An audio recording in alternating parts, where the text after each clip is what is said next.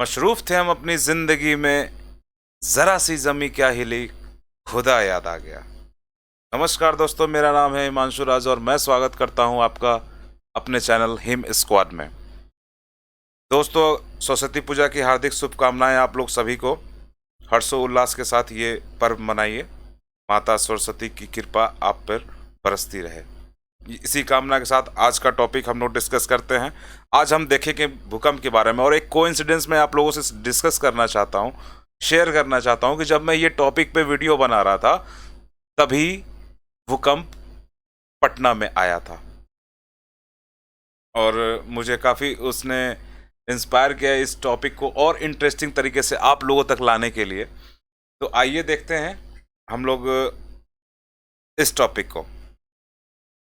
सबसे पहला सवाल ये आता है कि भूकंप है क्या। वैसे तो आप लोग सभी कोई जानते होंगे, लेकिन आज समझने की कोशिश करेंगे। कभी अगर कोई पूछ दे या फिर कभी बताना पड़े या लिखना पड़ जाए तो आपको ये काफ़ी हेल्प करेगा। देखिए, भूकंप क्या होता है। धरातल पर होने वाली स्थानिक कंपन। स्थानिक कंपन का मतलब ये होता है कि क्षेत्रीय कंपन। जैसे ये पूरी अर्थ पे कंपन नहीं, एक किसी क्षेत्र पे, पर्टिकुलर क्षेत्र पर कंपन अगर होता है उसको भूकंप कहते हैं। यह प्रायः धरती के नीचे होती है। धरती के नीचे, जैसे ये है ना अपना अर्थ सरफेस, तो यहाँ पे होता है ऑलवेज। आगे हम लोग देखेंगे, इसको और अच्छे से समझने की कोशिश करेंगे। और हाँ, एक चीज़ और कि ये ज़रूरी नहीं है कि गहराई समान हो। इसका कहने का मतलब ये है कि जैसे एक भूकंप जो आया, मान लो कि वो यहाँ पे आया, ठीक है, इस स्पॉट पे, तो कोई ज़रूरी नहीं है कि दूसरा भूकंप यहाँ पे आएगा। हो सकता है वो भूकंप यहाँ पे आए, यहाँ पे आए, यहाँ पे आए। तो गहराई जो है वो ज़रूरी नहीं है कि एक समान हो।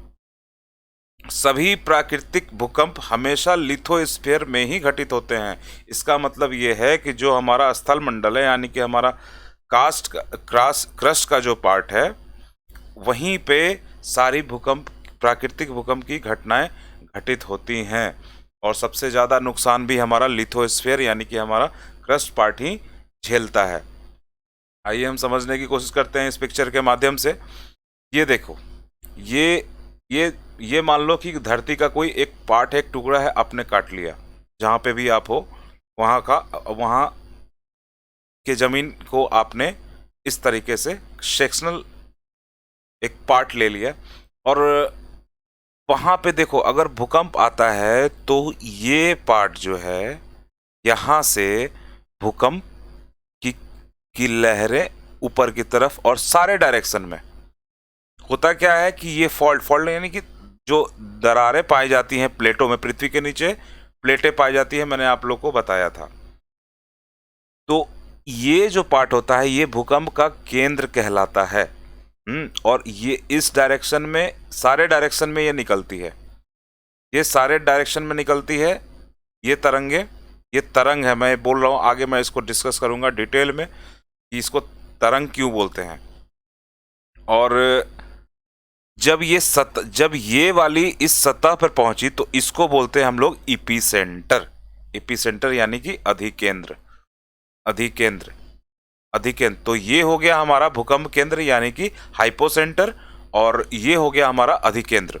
और यहाँ पे जो धरातल पर हर एक डायरेक्शन में बढ़ती है और जो भूकंप लाते हुए बढ़ती है सारी तरंगे, उसे बोलते हैं सेस्मिक वेव। तो आइए समझने की कोशिश करते हैं कि क्या कारण है आखिर भूकंप के आने का।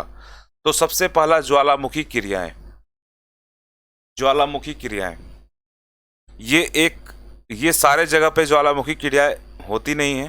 ज्वालामुखी क्रियाओं का एक होने का ये इस घटना के घटित होने का एक निश्चित जगह होता है जहाँ पे वोल्केनिक रूप से, जहाँ पृथ्वी की प्लेटें पाई जाती हैं, वहीं पे ये इरप्शन भी होता है। मैंने लास्ट वीडियो में आप लोग को बताया था। अगर नहीं देखा है तो आप लोग प्लीज़ जाएं और वो देखें, आपको ज्वालामुखी समझने में काफ़ी आसानी होगी। दूसरा कारण होता है इसका वलन और भ्रंशन। मैंने बताया था, पृथ्वी का ऊपर उठना और नीचे धंसना। जैसे हमारे पहाड़ बनते हैं, पहाड़, और नीचे धंसने से हमारे भ्रंश घाटियां बनती हैं। भ्रंश घाटियां भ्रंश घाटियां बनती हैं। और आंतरिक गैसों का फैलाव, ये भी एक रीज़न है। जैसे मान लो कि ये अर्थ है, और यहाँ पे एक प्लेट है, यहाँ पे एक प्लेट है, और दूसरा प्लेट ऐसे है, और इसके बीच में जो गैप है, मान लो वहाँ पे अगर कोई गैस ट्रैप हो गई है हो, और वो गैस निकलने के लिए जगह ढूंढेगी, और निकलने के दौरान पे जो एनर्जी रिलीज होती है उससे प्लेटों में हलचल उत्पन्न होती है, और उस हलचल के कारण पृथ्वी के सतह पर भूकंप आ सकता है। भू संतुलन में गड़बड़ी, हाँ देखो ये भी एक बहुत बड़ा रीजन है। सबसे बड़ा रीजन यही है कि इन सारे क्रियाओं से ये चीज होता है, भू संतुलन में गड़बड़ी। दो प्लेट ऐसे ऐसे अगर रखे हुए हैं और थोड़ा सा हिलने पे, ये अगर थोड़ा सा भी हिलेंगे तो आपके भूकंप आने की संभावना बढ़ जाती है। प्लेट टेक्टोनिक मैंने बताया था, प्लेट टेक्टोनिक वाला वीडियो भी आप देख सकते हैं। अगर आप लोगों को थोड़ी सी भी दिक्कत हो रही है प्लेट टेक्टोनिक समझ, तो मैंने ये पूरा समझाया हुआ है, आप जाएं और उसे देख सकते हैं। और प्लेट टेक्टोनिक में जब दो प्लेटें आपस में जुड़ी रहती हैं और इनका बराबर एक दूसरे की ओर खिसकना या एक दूसरे से दूर जाना होता रहता है, तो इनके इस गति के कारण भी भूकंप उत्पन्न होती हैं। और ये कारण जो है मानव जनित। अगर मैं एक छोटा सा एग्जांपल दे रहा हूं, अगर आप किसी पुल पे खड़े हो जाओ, मान लो आप एक किसी पुल पे खड़े हो, और इस पुल के बगल से अगर कोई ट्रक गुजरता है, इवन कि ट्रक गुजरता है कोई भारी जिस पे लोडेड हो, वो ट्रक लोडेड होना चाहिए, ट्रक गुजरेगा तो आपको एक कंपन महसूस होगी। चलो पुल छोड़ दो, तुम ऐसे भी जमीन पे खड़े हो जाओ और वहां से अगर कोई भारी व्हीकल अगर वहां से गुजरती है तो तुम्हें एक कंपन महसूस होगी, और इस कंपन के कारण आपको भूकंप जैसी स्थिति तो लगती है, लेकिन वो भूकंप नहीं होता है, क्योंकि वो काफी ज्यादा रीजनल होता है, यानी कि काफी छोटे एरिया को वो कवर करता है। वो कंपन जो कि मानव जनित है, यानी कि ट्रक के गुजरने से जो बनता है, जो भूकंप की स्थिति बनती है, जो आपको फील हो रहा है वाइब्रेशन, वो एक्चुअली भारी होने के वजह से होता है। दूसरा कारण है कि जब पहाड़ों में बहुत सारा आपने सुना होगा कि कभी कभी ब्लास्ट कर दिया जाता है, या पुरानी मूवी में आपने देखा होगा कि ब्लास्ट कर दिया जाता है। उस ब्लास्ट के कारण कभी कभी प्लेटें खिसक जाती हैं, और उस खिसकाव के कारण भूकंप की स्थिति बन जाती है। तो ये कुछ कारण थे जो मानव जनित थे, और भूकंप में ऐसा नहीं है कि सिर्फ प्रकृति ही रीजन होती है। आइए हम देखते हैं हाइपोसेंटर के बारे में। हाइपोसेंटर आप मैंने बताया था कि ये अर्थ है, और यहाँ पे हाइपोसेंटर या सेस्मिक फोकस भी इसको बोलते हैं, सेस्मिक फोकस, और इस तरीके से सारे डायरेक्शन में निकलती है भूकंप की तरंगे। और इसके बाद आता है हमारा एपीसेंटर, जो अधिकेंद्र होता है, भूतल का वह बिंदु जो हाइपोसेंटर से सबसे नजदीक होता है। यानी कि जैसे ये मान लो तुम्हारा एपीसेंटर, अगर मैं आज की घटना के बारे में बताऊं तो एपीसेंटर जो था आज के भूकंप का, वो नालंदा में था। नालंदा से 20 किलोमीटर नीचे, यानी कि यहाँ अगर नालंदा है, एपीसेंटर नालंदा, तो इससे 20 किलोमीटर धरती के नीचे इसका सेस्मिक फोकस था या फिर हाइपोसेंटर था। तो एपीसेंटर अधिकेंद्र आप समझे होंगे। और आज जो भूकंप आया है वो लगभग 3.5 से 4.3 तक का ये था, मैग्नीट्यूड का था, जो कि बहुत ज़्यादा। ऑलवेज याद रखना 5+ थोड़े हानिकारक होते हैं, जो खतरनाक स्थिति पैदा कर सकते हैं। और यहीं पर सबसे पहले भूकंप को महसूस किया जाता है, यानी कि सबसे पहले भूकंप की तरंगों को महसूस कहाँ पे किया जाता है? एपिसेंटर। ये जो पॉइंट्स लिखे हैं ये काफ़ी इंपॉर्टेंट हैं, और ये समकोण पर स्थित होता है। ये देखो, ये समकोण ऑलवेज समकोण बनाएगा, यानी कि 90 डिग्री का एंगल बनाएगा। ये कुछ पॉइंट है, इसको आप निश्चित रूप से याद रखेंगे। और देखते हैं हम लोग भूकंपीय तरंगों के प्रकार। इसके प्रकार की अगर बात करें तो सबसे पहला आता है प्राइमरी वेव। प्राइमरी वेव यानी कि इसको पी वेव भी बोलते हैं। ये सबसे तीव्र तरंग है और ध्वनि तरंगों के समान होती हैं और इसे अनुदैर्घ्य तरंग भी बोलते हैं। अनुदैर्घ्य तरंग मतलब होता है लॉन्गिट्यूडनल।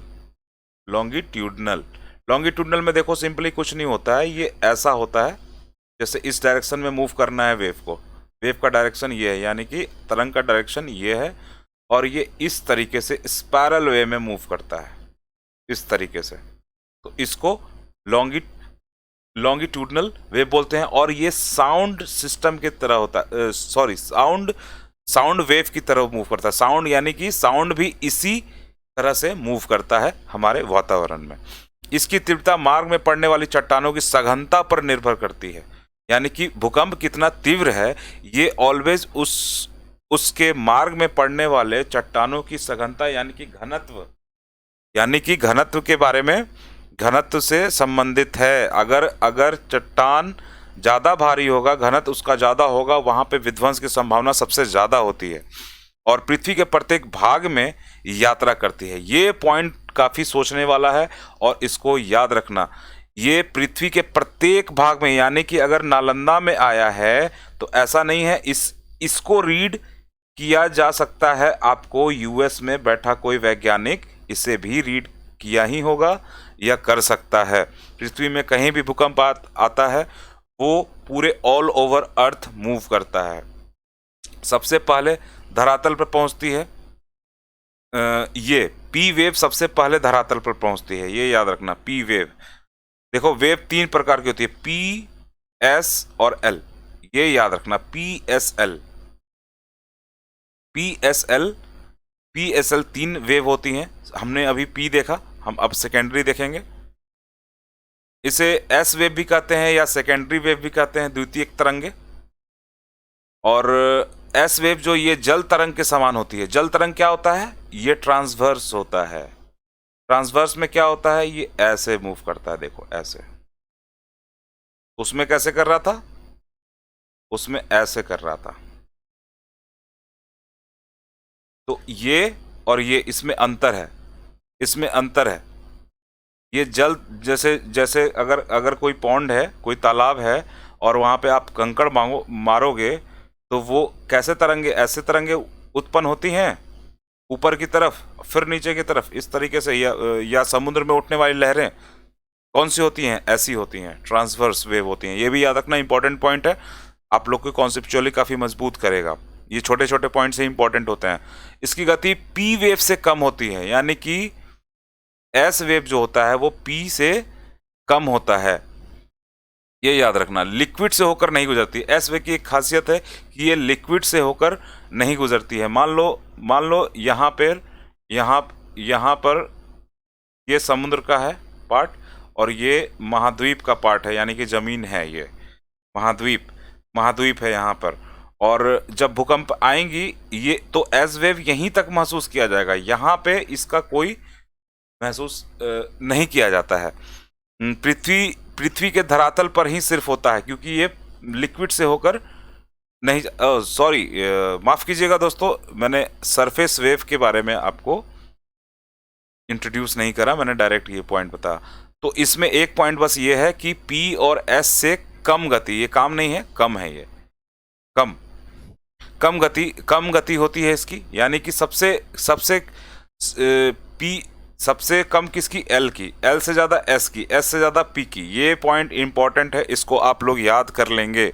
सबसे लंबा मार्ग तय करती है कौन सी? सबसे लंबा एल वेव तय करती है, क्योंकि इसे पृथ्वी का चक्कर लगाकर वापस इसके इपी सेंटर पर लौटना होता है और इसलिए ये एपी सेंटर सबसे बाद में पहुंचती है और सबसे ज़्यादा विनाशकारी होती है।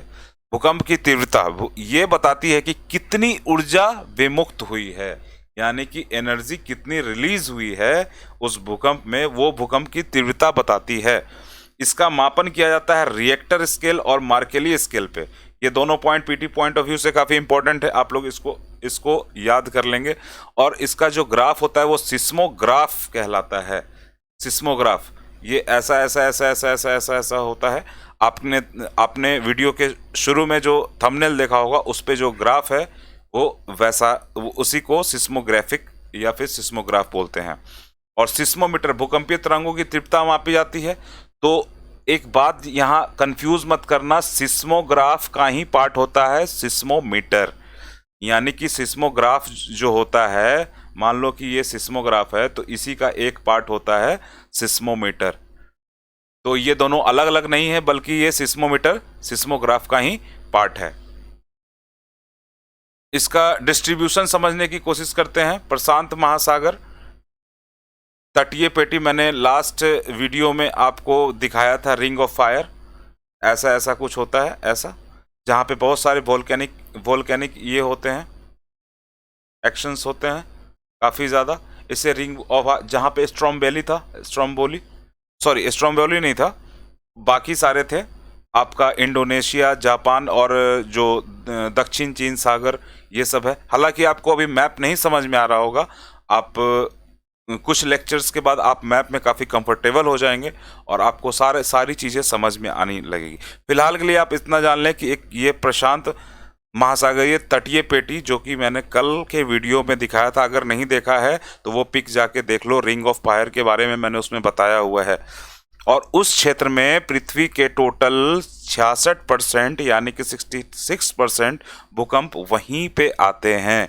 कि कहाँ पे आते हैं? प्रशांत महासागरीय तटीय। दूसरा होता है मध्य महाद्वीपीय पेटी, जहाँ पर 21% आते हैं। इसमें हमारा हिमालय भी आता है। भारत का भूकंप क्षेत्र इसी का भाग है, और यूरोप का आल्प्स भी इसी में आता है। और एक है मध्य अटलांटिक पेटी।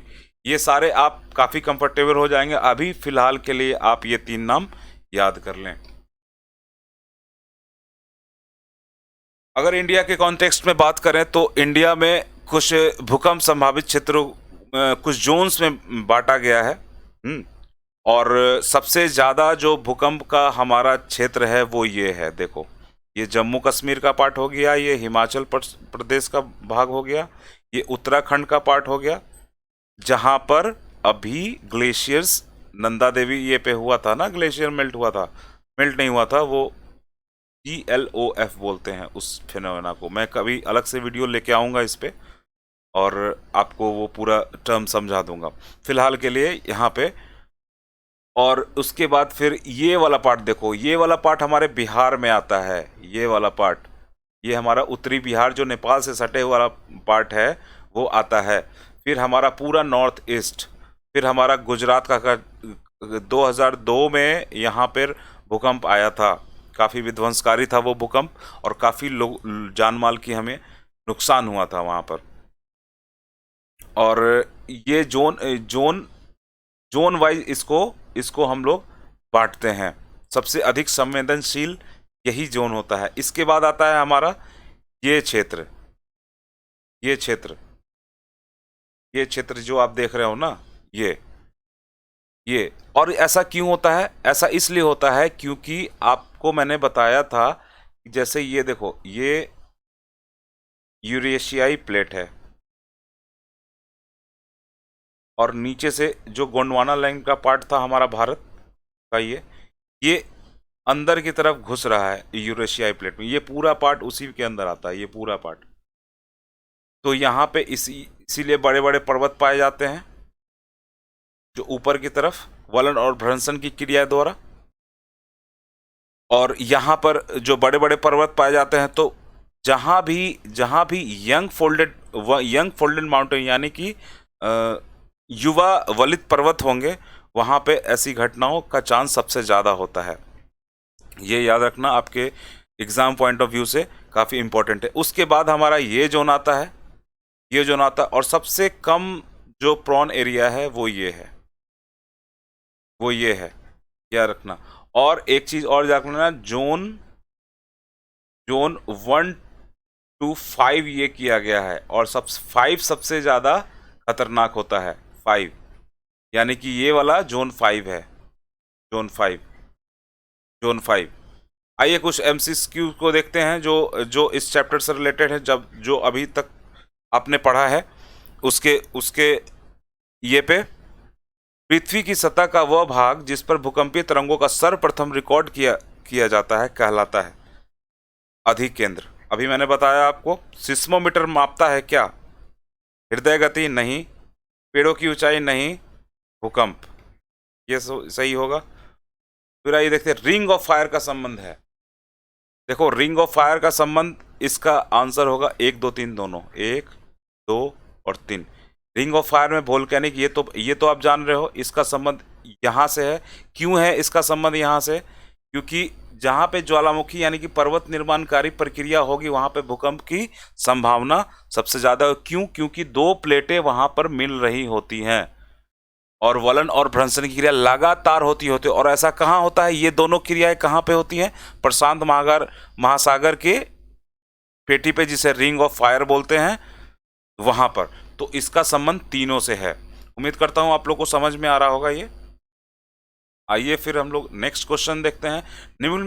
निम्नलिखित में से किस यंत्र का भूकंप तरंगों के मापन के लिए प्रयोग किया जाता है? ये क्वेश्चन भी यूपी पीसीएस मेंस 2017 का क्वेश्चन है और काफ़ी इम्पोर्टेंट है, क्योंकि यहाँ पर सिस्मोग्राफ और सिस्मोमीटर दोनों दिया हुआ है। अगर ऐसा क्वेश्चन बीपीएससी पूछता है तो वहाँ पे ई ऑप्शन आपके पास ऑलवेज रहेगा और वहाँ पे आपको ई मारना है, लेकिन यहाँ हमारे पास ऑप्शन नहीं है। और जैसा कि आप जानते हैं, मैंने अभी आपको बताया कि सिस्मोग्राफ का ही पार्ट होता है सिस्मोमीटर, तो ये याद रखना। और थैंक्स फॉर वॉचिंग दोस्तों। आपको हमारा ये प्रयास अगर पसंद आ रहा है तो आप लाइक और सब्सक्राइब करना ना भूलें। और आप टेलीग्राम के माध्यम से भी हमसे जुड़ सकते हैं, और हिम स्क्वाड आप अपने टेलीग्राम सर्च में जाएंगे और इस लिंक के थ्रू हिम स्क्वाड टाइप करके आप हमारे चैनल से जुड़ सकते हैं, जहां पे वीडियो से संबंधित लेटेस्ट अपडेट आपको वहां पे मिल जाएंगे। तो धन्यवाद दोस्तों, मैं मिलता हूं आपसे अगले वीडियो में।